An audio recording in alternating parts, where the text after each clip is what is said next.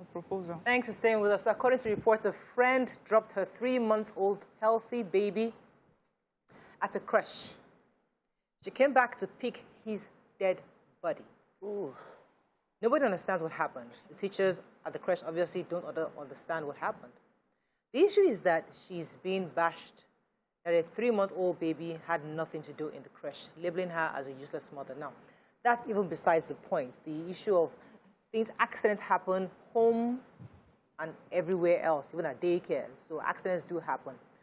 But the real crux of this conversation is the condemnation of a woman or for a family or a parent to say, listen, because of work, because of economy, I need to leave my child, my 3-month-old child, or even 2-month-old child at work or at home or at the daycare because I need to go to work. So that's the real issue. Is that something we need to begin to discuss? Is this something we, you know, in the African culture, we have help all around, but sometimes today, everybody's working. To get somebody to take care of your children right now these days is extremely difficult and even dangerous. So what are your thoughts? How do we help people in this situation? You can call us on 081-270-53687, 091, let me find the other number since it's not being scrolled, 091-390-76948. You can also tweet us at TVC Connect, please hashtag YourViewTVC so we can read the tweet. So, BC, would like to start. Yes. So the information also says they will drag women that want to be housewives. They will drag women that work and leave their kids with professionals, a.k.a. Creche. They will drag women that employ the services of maids.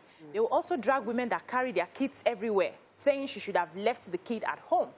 What does the society want? No one is even talking about the dead child. And this is the reality of what women go through. There is nothing you will do that would please the society as a woman.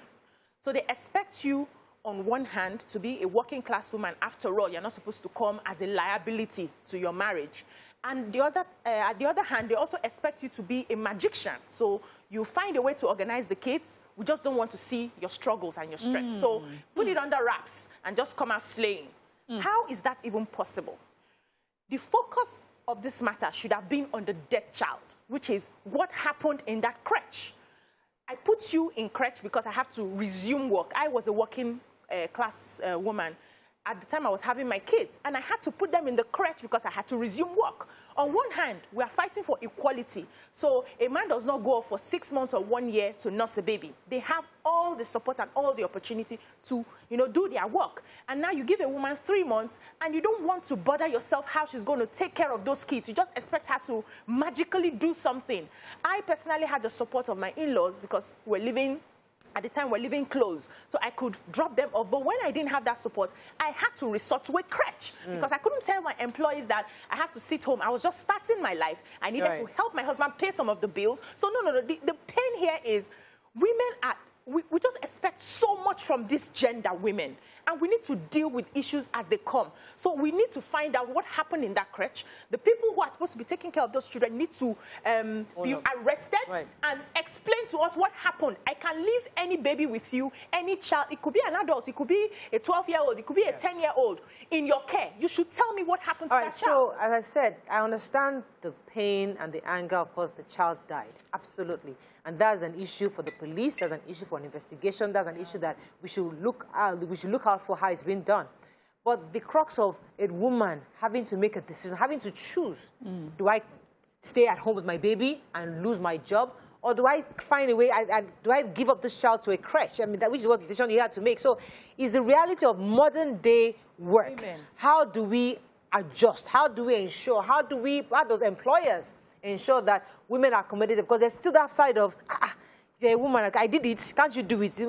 So what kind of pressure are women going through today? And this is International Women's Month. We have to highlight these issues. So I think we're believing there is a choice. For the woman, for most women now that have children, there is no choice.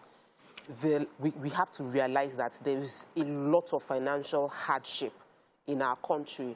So there is no choice regarding if a woman should stay at home or work. The average woman right now, considering the expenses, the bills, the average woman needs to work. There is no choice. It's now a case of, can I go with my child or do I have a support system?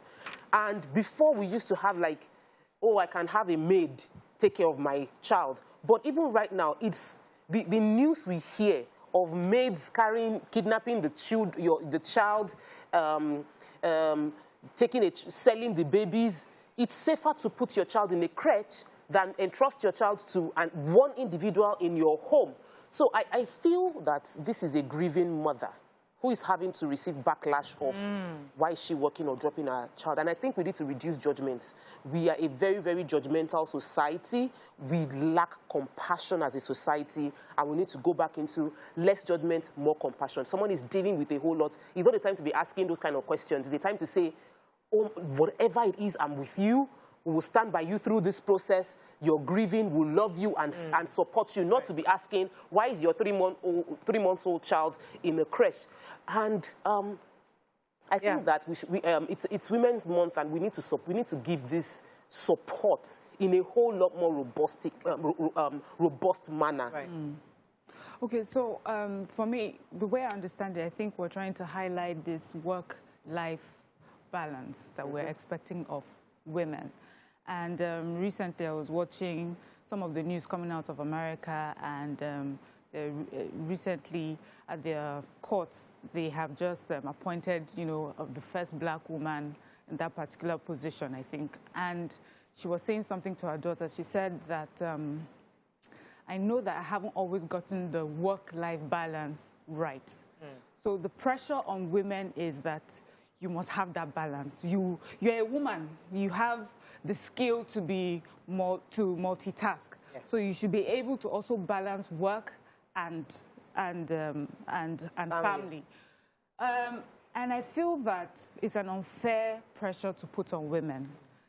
Women have put it on themselves now because, as Tokwe mentioned earlier, life is changing. Women are required now to go out and work.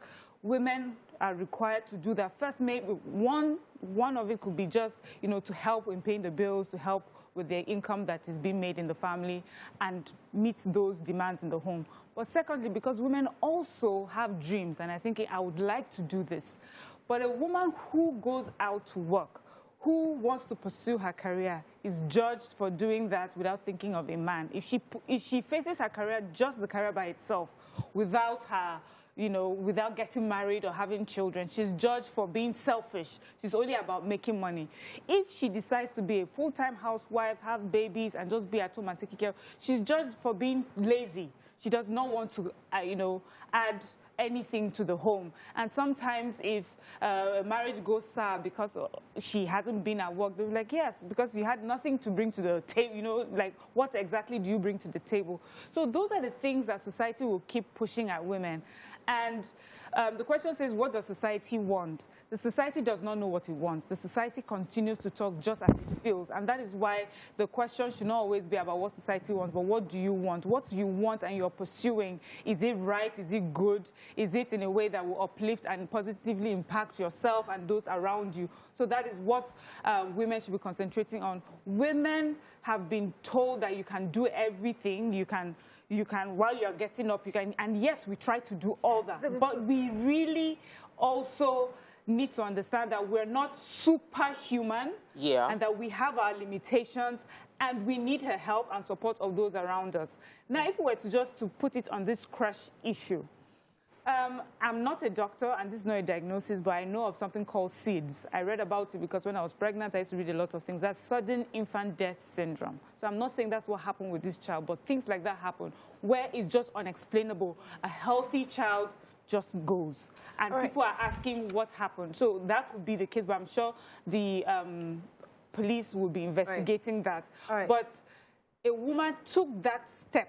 She took that option because she also had to maybe do other things as well, you know. Let's go on a break. When we come back, we continue this conversation. Stay with us. We'll be right back.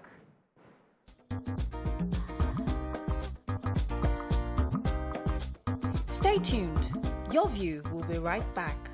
Thanks for staying with us. As we said earlier, the death of the child is an important issue of what we're talking about. However, we can't focus on that right now because we believe that the police will investigate that.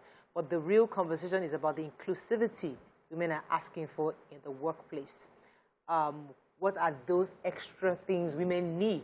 Or should we even give them these extras? Because, hey, their mothers worked in the offices and they worked well. You know, there'll be different arguments saying, listen, we've had women executives for years and we didn't have a creche. We've had women executives for years. They only have 3 months, what's it called, the 3 months maternity leave. You know, different arguments can come up and say, listen, they survived. So why is it such a problem for this generation to be asking for more inclusivity in the workplace? That's really the crux of the conversation.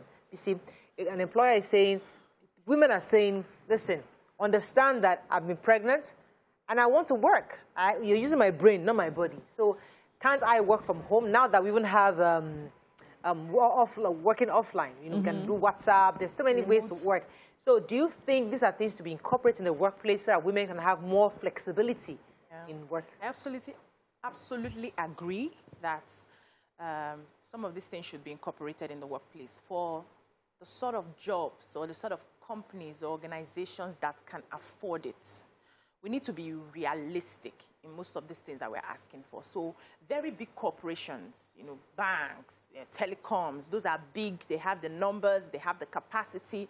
Those ones we expect, without any doubt, that they should be able to have some of these measures, some of maybe creche, a place where women can rest and breastfeed for a few minutes and go back to work. I used to teach in an international school and we had a creche, so I'll leave my class. During my break time, I have like 30 to 45 minutes break time. I'll go breastfeed my son and then come back and continue my work. At the time, somebody comes in to fill in for me.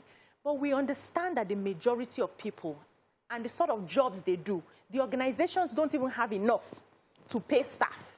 They owe them salaries. They are barely collecting less than minimum wage. Some are struggling to meet up with minimum wage now. And you're expecting that employer to get a creche or something. It's not obtainable.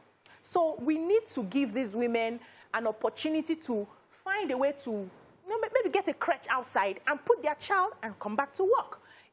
Do you say now if you cannot afford or if you don't have the capacity to build a creche for your staff, you should not have an... You are speaking from the side of the employer. Yes. Okay. Talk about here as an employer. You're an employer. Have you opened creche for your staff? You now, you have a staff that will soon go on maternity leave. Please, what are your plans for... Last time I checked, I was the one hosting this show. But what I'm saying in essence is we need to be realistic for organizations that can't find. For those that cannot, how do we support these women? And we had an option of our parents living with us at the time. It was a traditional form of support that most of us enjoyed. Yes. So your mother comes to stay with you for 6 months, 1 year, while you continue your work and she's nursing the baby. But now we're doing westernization. My parents cannot live with me in the same house. So busy, I'm a nuclear family, blah, blah, blah, blah. I feel like this cycle will continue to happen because sometimes we modern women, are we not the problems? You think we're part of the problem? Because the truth is that what did she just say?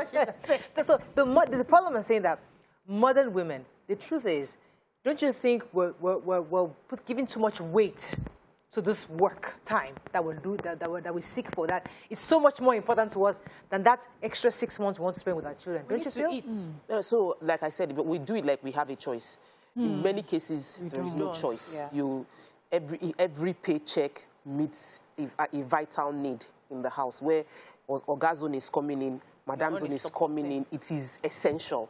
If there is that luxury of choice, of course, we could make the sacrifice and say, I'm going to stay at home with my children, we'll drink a bit of gari, but if the money at home cannot even buy the gari you want to drink, you have to get to work. That's one. But I feel like what women are asking from their bosses is be willing to concede a little bit for us. If you cannot pay me, if you're a small organization, you cannot pay me, give me a paid maternity leave. Let me know my job will be available whenever I choose to come back. You know, so I can understand that you're willing to make that, you're doing something for me. You can't afford to pay me while I'm on my leave, but can I have a job when I come back? Not that you say you've replaced me because I've gone. Is that fair on your male counterparts? No, but if we give so much concession to women, how would the men feel? Like, but the truth is, what the woman is bringing to the table is a different flavor. It is not a competition. It's a collaboration. So I used to, my makeup studio is inside a salon. And the salon, Au Natural, the boss started with young women. You know, many salons have women. And they got married.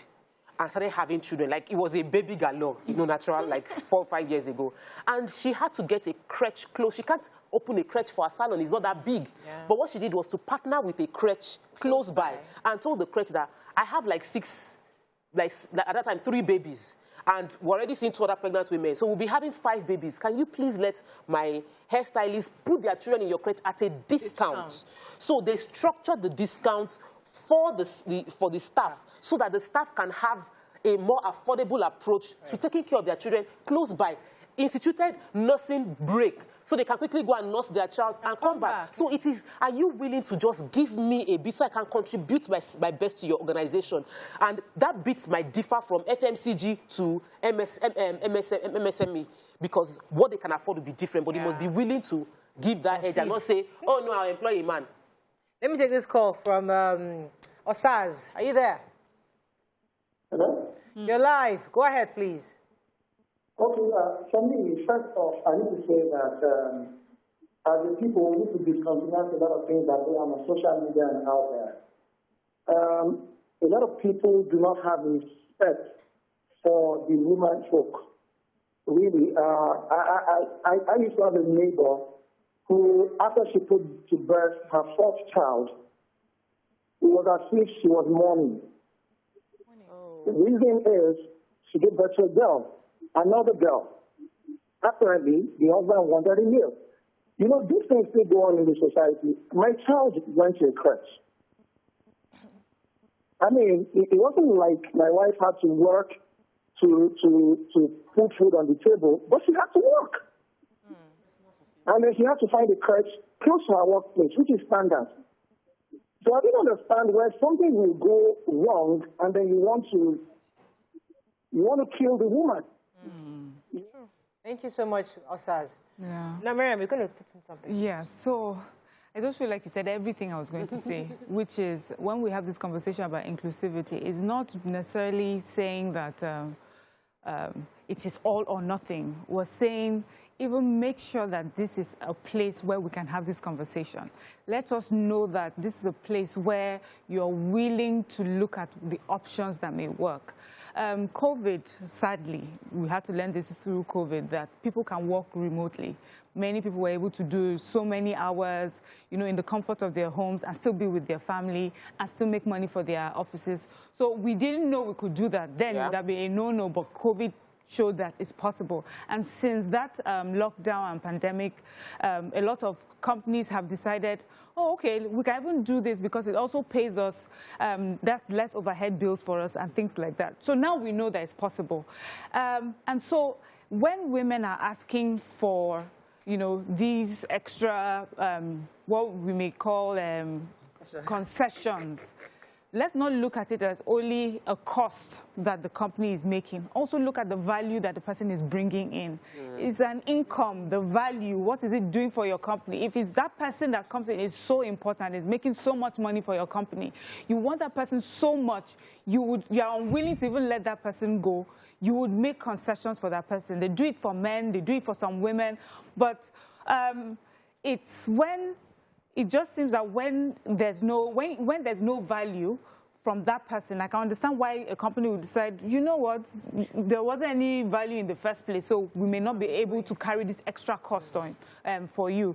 But it's important that we have this conversation now, and I think that because we're talking about it a lot more, people are thinking about it differently. So there used to be a time people would say from the get-go, I'm not going to have a female work for me. But now they're thinking, I love this example that you gave because I know of someone who had worked at a salon for so many years. She started from when she was very young, grew up into a young girl, got married, and she had a baby, and she eventually left that place. That girl was such an important part of that salon, but she had to leave eventually.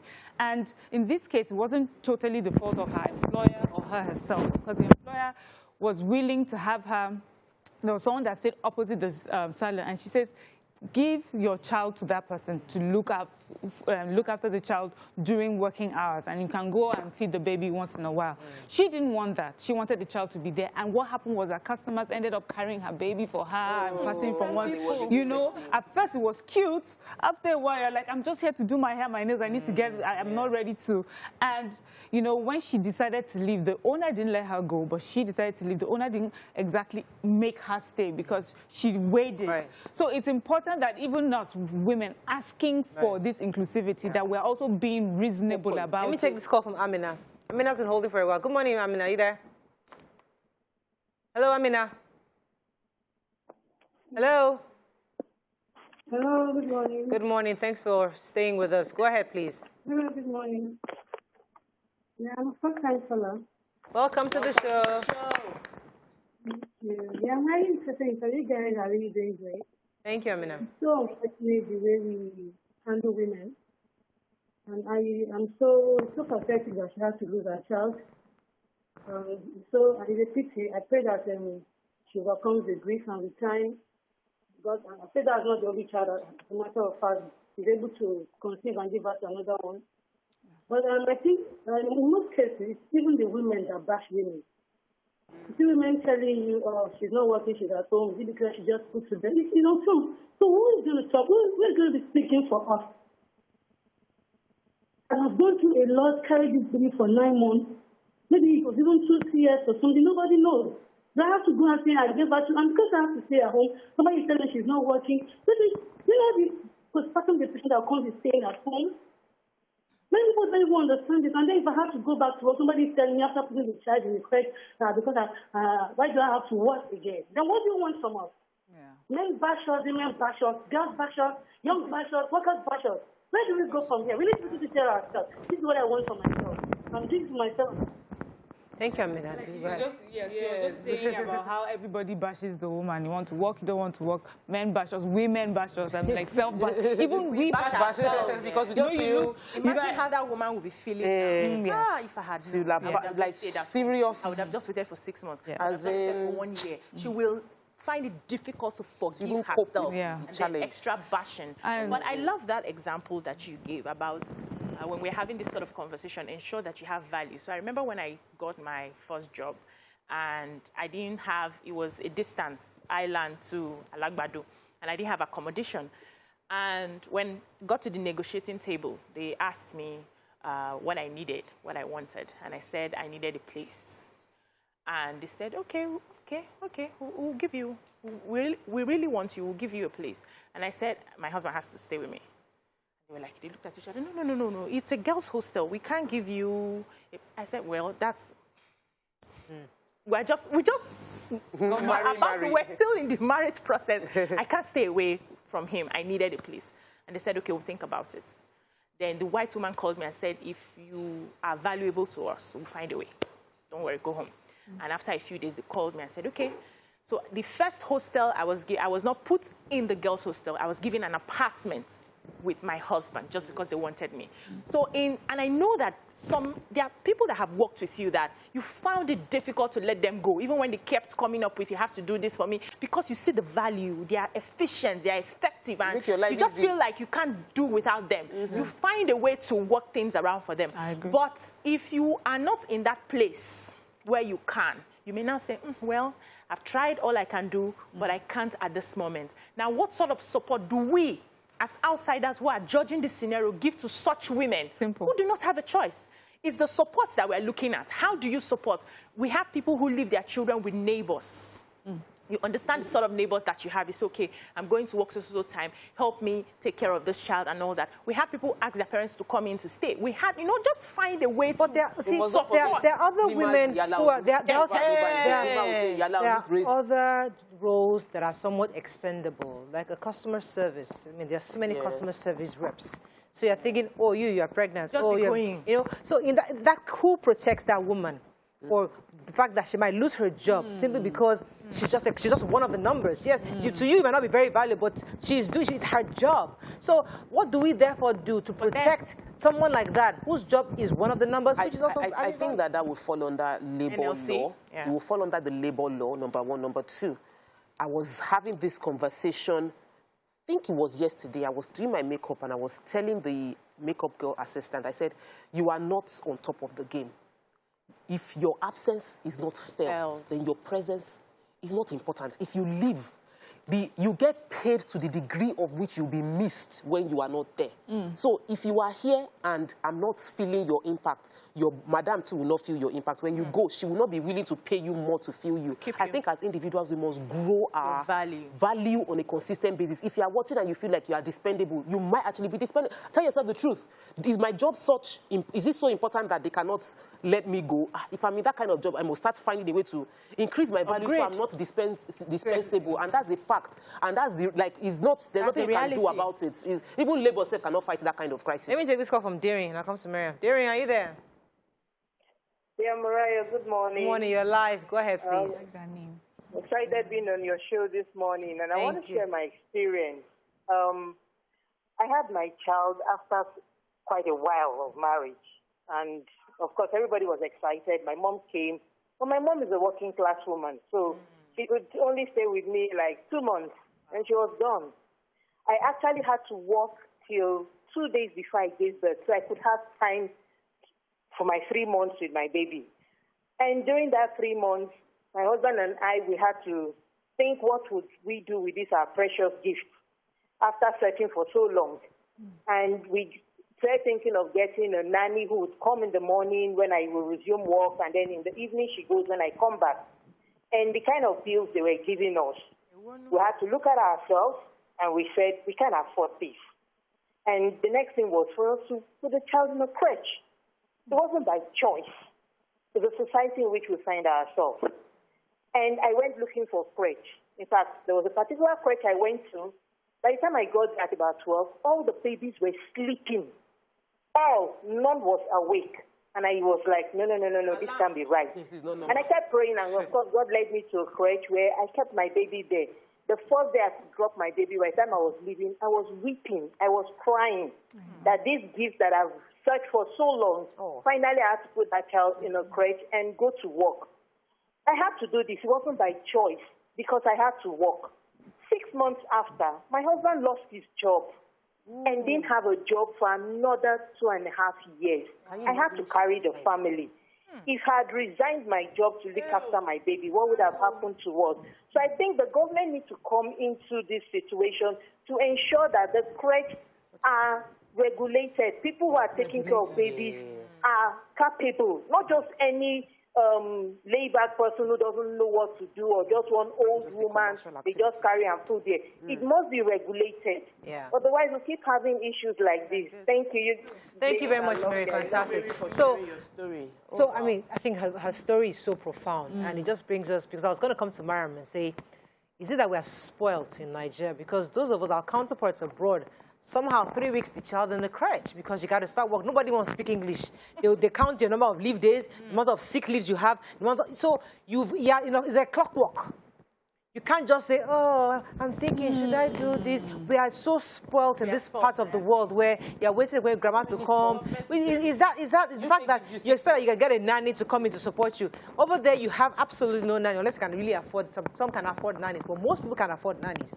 So you have to let go of that child immediately after your maternity leave is over. But the countries that give up to 6 months and 1 year. But also those countries that you mentioned, even as a system, they have people coming to check on you. Yes, you have, like, the government provides a system where a woman is sort of helped, you know. She has someone that comes to check to make sure that she's even fine, just, you know, mentally. She has a place that you take a child to that's provided for. But here in Nigeria, everything is still basically all on you. Just like we do everything for ourselves, we also need to get the care for ourselves. So that part of the extended family being with you is less and less available in Nigeria, because when I started having my babies, my mom was working. She did not have time to come and do all the staying with me for so long. You know, she had to go back to work. And I would just say, thankfully for me, I was able to, and I know, then I knew, and now even more, I knew it was a privilege that I could stay at home while my husband worked to take care of those children. I know that it was really, it wasn't something that many people had. Because I worked in a bank, and I remember other bankers who had their children, they had to put their children in a creche while they still went to the bank, and they did almost the same hours. They, you know, the Nigerian banks will give a few hours less, but it's still, but if you're in Lagos, it's still the many hours in traffic before you get to your child. So what she said about, I love what Mary said about government getting involved. I know the moment she said it, we were thinking, what will government do? But the part of regulations, regulating and also enforcing that those regulations are followed. And that is what this is about. We need to be able to keep our children in places that we think is safe. And then when we find out that it's not safe, we need to know a place where we can report them to, and then sanctions will be put in place, you know. So it would allow a mother, because I know that there's no mother on her own that wants to just drop her baby, a tiny baby, in a place that's not close to her. The regulation is a whole day topic. Yeah. Because if we open our phone lines and tell people to start calling us and tell us the experience, there'll be lots of stories. So it's a whole day topic for another day. But as we wrap up on this, let me take this call from Fumi. Fumi, are you there? Yeah, I'm there. You're live. Go ahead, please. Good morning. Morning. Morning. I'm a second-time caller. Welcome to the show. I like that. Yeah, I just want to contribute to this because actually, someone like me, I ran creches for 20 years. Ooh. Okay. And the point is that I think the government must come to our aid. Okay. When I started the creche, it was out of what we went through as a young mother. And we saw that these old women, they were taking our babies then. Once we have gone to work, they gave those children, it's not even Finigana, it's a gogoro. And all the babies will go to sleep. And when you're about to come, they will take their bath and powder their faces and put them on their back, and then they say, this is my favorite. So what I want to say is that if the government wants to help these women of these days, they should please establishments where women are working, there should be facilities where you can come with even your house help and stay with your baby. I remember I went to the Ministry of Affairs, Lagos State, so many years ago, that there was a creche where we have shop right now. We heard what was going on there. The women that were there, they would just turn on the TV set and the babies were just not taken care of. And there was a particular woman that said she went to pick her child and she saw another baby in the toilet sucking the toilet brush. Jesus Christ. That was how she picked her baby. And now, out of passion, I now went there. I wrote a proposal at the Women Affairs that this is what I want. The person said, and I said, did you see an advert? I said, no. I want you to forward this for me. She just threw it on one side. Before we know it, they told me that they're going to demolish that place, which was actually a fact that made them to break that place down and turn it to shop right now. There was a creche in Alausa before. So these are the things that the government should come to our aid. There's no how somebody will not get married or have children. Yes. There's no how we will not work. Yes. So I Thank you very much for me. Thank you so much for Let me me. quickly just say this before we run off. I know that there's a part of the government, but then there's a part of we people. So Mary called that she saw something. I'm so happy with what Fumi did, which is to report. I think that many of us will see something bad or we notice something that we feel uncomfortable about. We'll just say, I won't put my own child here. But we're not telling or informing that I suspect that place, check it out just to be sure it's being regulated. If your child has experienced something bad in a creche, you take your child out, but you're leaving other children there. You should ensure As I said, this creche matter, we'll talk about it. And I say it's a full day topic because I have also had my own horrific experiences, which I don't need to share right now. But we're going to make it a full day topic where everybody call in so that we can let the government of what we need them to do as regards regulating these creches, because that's where you take out your children. So as we wrap up on this matter of inclusivity for women and International Women's Month, what do you think in your final words on how do we, I'm not talking about the big companies, just like you said, you're an international company. We're talking about the small guys. You know, there was something trending recently, toxic workplace, and it was mostly about these smaller companies, these new companies. How do smaller companies ensure that women are also well catered for, especially women who need that extra help, the concession, the extra leave they have? It's not just maternity. There's a woman who, I remember an employer used to say that she was the third wife And she was having serious emotional issue because the first and second were giving her crazy time. So she was working, but she was in pain. Every day going. So I remember it was my former boss in City Express. She used to complain about how this girl comes to her house. Is it me that told you got married a man that has two? No, because I remember that conversation because she was really angry. This girl would come in every day crying and crying and crying and crying because of the emotional battery she's going through in her own house. So it's not just maternity. There are issues, the emotional breakdown that women have. So what do people do? You're an employer. You're an employer, Tokwe. You're employing people. It's one of your people who have this kind of breakdown. How do we help women in these kind of issues? Do men have this kind of help when they have emotional breakdowns? Do the employers notice and say, okay, because you're a man, you're the one handling all the responsibility of the house, let me give you a few weeks off to go and clear the... Do they have this kind of concession? I think they do. So I have someone who's managing a couple of guys, and one of them has been having issues in his marriage. So I think the last conversation they were having was, take 2 weeks. I need your head in the workplace. So take 2 weeks. If you need to see a therapist, you need to see somebody, I can link you up to somebody. Clear your head and come back and give me your full attention, because we can't be missing these sort of numbers. And I know that they find a way to support. So what I would say in my final words is, as you're setting up a company, as you're growing as an MSME, let's try as much as possible to put this in the plan from the beginning.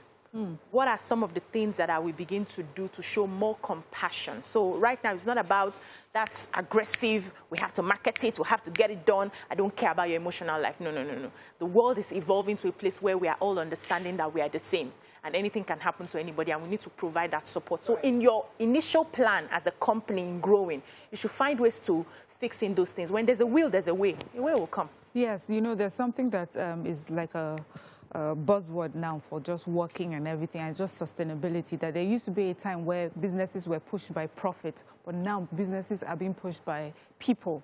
And so you need to make sure that the people that work for you are in a good place, because that is what will eventually lead to profit. Right. So now when we're thinking of starting businesses, growing businesses, we need to put our resources into people. Right. If they're strong, if they're doing well, the profits will come. So. All right, that's all we can take on this segment. As I said, we're not discounting the importance of what happened at the creche, which is an important part of this story, of the negligence or possibly negligence of either the parents or the creche. And it's a topic we're going to take on a different day, where we discuss the issues we have with creches and what parents, because creches too also have issues with parents. They say you come in to bring a child in without diapers, without any food. These are things creches that reject the child. Sick children. So we've seen different people. So we're going to have a show where all parties will have the conversation and see how best we can push this issue forward. Let's go on a break. When we come back, we'll move on to our other topics. Stay with us. We'll be right back.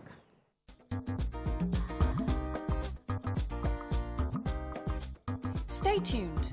Your View will be right back.